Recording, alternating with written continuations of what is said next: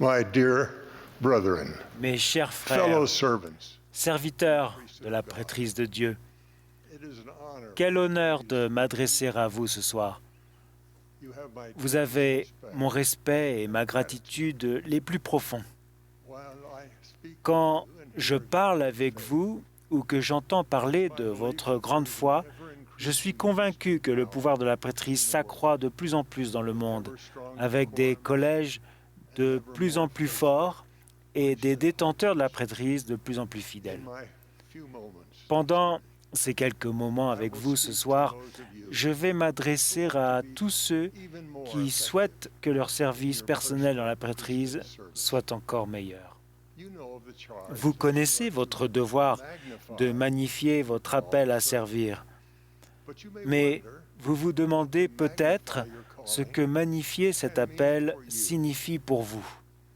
I will start Je vais commencer par les nouveaux diacres, because they are the parce most que likely to feel ce uncertain sont eux qui sont les plus susceptibles de se demander ce que magnifier leur service dans la prêtrise signifie. newly ordained Les elders might anciens also want to listen. récemment ordonnés devraient écouter également, Weeks of service might et be cela peut aussi intéresser un évêque qui en est à ses It is premières semaines de instructive service. for me, at least, to look back C'est une source d'enseignement pour moi de me rappeler l'époque où j'étais diacre.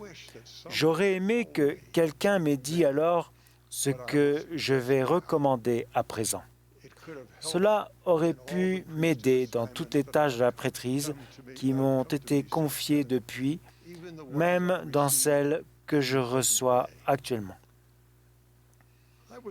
J'ai été ordonné diacre dans une branche si petite que j'étais l'unique diacre et mon frère Ted était l'unique instructeur. Nous étions l'unique famille de la branche. La branche entière se réunissait chez nous. Le dirigeant de la prêtrise que nous avions, mon frère et moi, était un nouveau converti qui venait lui-même de recevoir la prêtrise. Je croyais alors que mon unique devoir était de distribuer la Sainte Seine dans ma propre salle à manger. Lorsque ma famille a déménagé en Utah, je me suis retrouvé dans une grande paroisse avec de nombreux diacres. Lors de ma première réunion de Sainte Seine dans cette paroisse, j'ai observé la façon dont les diacres se déplaçaient avec précision en distribuant la Sainte Seine, comme une équipe bien entraînée. Le dimanche suivant, je suis allé à l'église de bonne heure pour être seul à un moment où personne ne pourrait me voir. C'était la Yale Crest Ward à Salt Lake City, si je me souviens bien. Et ils avaient une petite statuette et je me suis mis derrière cette statue. Alors que j'ai prié ardemment pour recevoir l'aide dont j'avais besoin pour ne pas me tromper à ce moment. Cette prière a été exaucée. Mais aujourd'hui, je sais qu'il existe une meilleure façon de prier et de penser afin de progresser dans notre service dans la prêtrise. Cela m'est venu en comprenant pourquoi nous recevons la prêtrise. Nous recevons la prêtrise dans le but de bénir autrui pour le Seigneur et en son nom. Ce n'est que des années après avoir été diacre que j'ai appris ce que cela représentait dans la pratique. Par exemple, il y a des années, en tant que grand prêtre, j'ai reçu la tâche d'assister à une réunion de Sainte Seine dans un centre de soins. On m'a demandé de distribuer la Sainte Seine. Au lieu de penser à la manière de procéder ou à la précision avec laquelle je distribuais la Sainte Seine, j'ai plutôt regardé chaque personne âgée dans les yeux. J'en ai vu beaucoup qui étaient en larmes. Une femme m'a attrapé par la manche, a levé les yeux vers moi et a dit à haute voix « Oh, merci, merci ». Le Seigneur a béni le service que j'offrais en son nom. Ce jour-là, j'avais prié pour qu'un tel miracle se produise, au lieu de prier pour savoir comment bien accomplir ma tâche. J'ai demandé en prière que les personnes ressentent l'amour du Seigneur grâce à mon service aimant. j'ai appris que c'est là la clé pour servir et bénir autrui en son nom. On m'a relaté, il y a peu, une anecdote qui m'a rappelé un tel amour. Lorsque toutes les réunions de l'Église ont été suspendues à cause de la pandémie de COVID-19, un frère de service pastoral a accepté la tâche que son président du Collège des Anciens lui avait confiée d'aller bénir la Sainte Seine pour une sœur qui lui avait été attribuée. Quand il lui a téléphoné pour lui proposer de lui apporter la Sainte Seine, elle a accepté avec réticence car elle était embarrassée à l'idée de lui faire quitter sa maison pendant une période aussi dangereuse. Et elle pensait aussi que les choses reviendraient rapidement à la normale. Lorsqu'il est arrivé chez elle le dimanche matin, elle avait une requête. Pouvait-il aller chez sa voisine de 87 ans pour prendre la Sainte Seine avec elle? Après avoir reçu l'autorisation de l'évêque, il a accepté. Pendant bien des semaines, ce petit groupe de saints s'est réuni chaque dimanche pour un service de Sainte Seine simple, respectant soigneusement la distanciation physique et les autres mesures sanitaires. Il y avait juste quelques morceaux de pain accompagnés de gobelets d'eau, mais beaucoup de larmes versées en raison de la bonté d'un Dieu aimant. Avec le temps, le frère de service pastoral, sa famille et la sœur qui lui avait été confiée ont pu retourner à l'église. Mais, par mesure de précaution, la veuve de 87 ans est restée chez elle. Le frère de service pastoral continue, et vous vous souvenez qu'on lui avait demandé de s'occuper de la sœur et non pas de la veuve, mais jusqu'à ce jour, ce frère continue d'aller discrètement chez elle, chaque dimanche, avec ses écritures et un tout petit morceau de pain pour accomplir l'ordonnance de Sainte Seine instituée par le Seigneur. Il remplit son service dans la prêtrise comme je l'avais fait dans le centre de soins, avec amour. En fait, ce frère a récemment demandé à son évêque s'il y avait d'autres personnes dans la paroisse dont il pourrait prendre soin.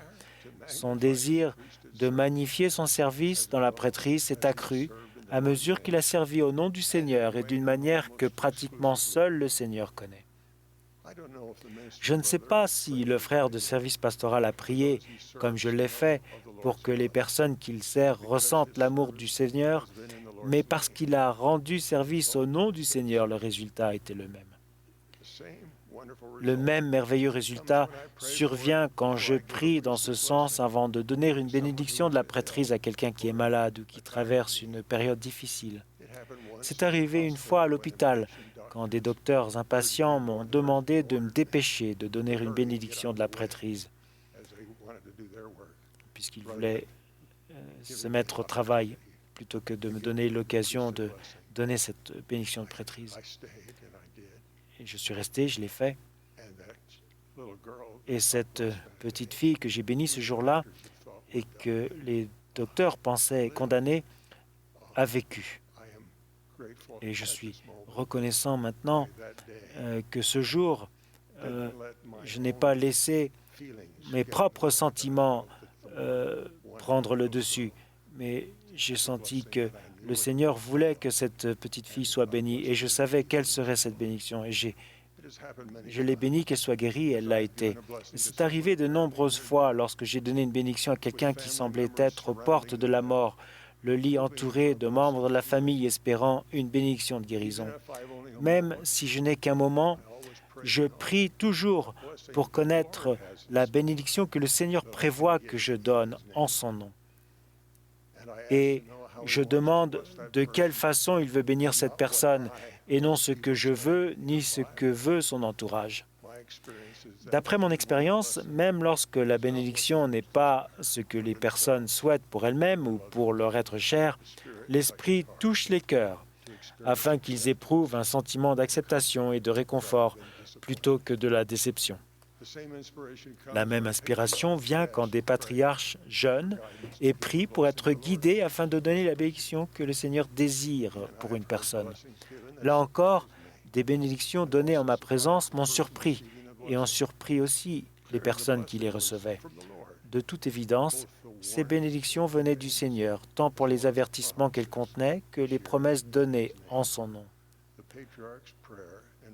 Le Seigneur avait récompensé la prière et le jeûne du patriarche. Lorsque j'étais évêque, j'ai appris, lors d'entretiens de dignité, à prier pour que le Seigneur me permette d'entrevoir ce qu'il voulait pour la personne, afin qu'aucune inspiration qu'il me donnerait ne soit obscurcie par mon propre jugement. C'est quelque chose de difficile lorsque le Seigneur, par amour, veut bénir quelqu'un par une réprimande. Savoir faire la différence entre la volonté du Seigneur et ce que vous et l'autre personne voulez demande des efforts. Je crois que nous magnifions notre service dans la prêtrise tout au long de notre vie et peut-être au-delà. Cela dépendra de notre diligence à essayer de connaître la volonté du Seigneur et de nos efforts pour entendre sa voix afin de pouvoir mieux savoir ce qu'il veut pour la personne que nous servons pour lui. Ce perfectionnement se produit par petites étapes. Cela prendra peut-être du temps, mais ça arrivera. Le Seigneur nous a promis ceci, car tous ceux qui, par leur fidélité, obtiennent ces 2 prêtrises dont j'ai parlé et magnifient leur appel, sont sanctifiés par l'Esprit, à tel point que leur corps est renouvelé.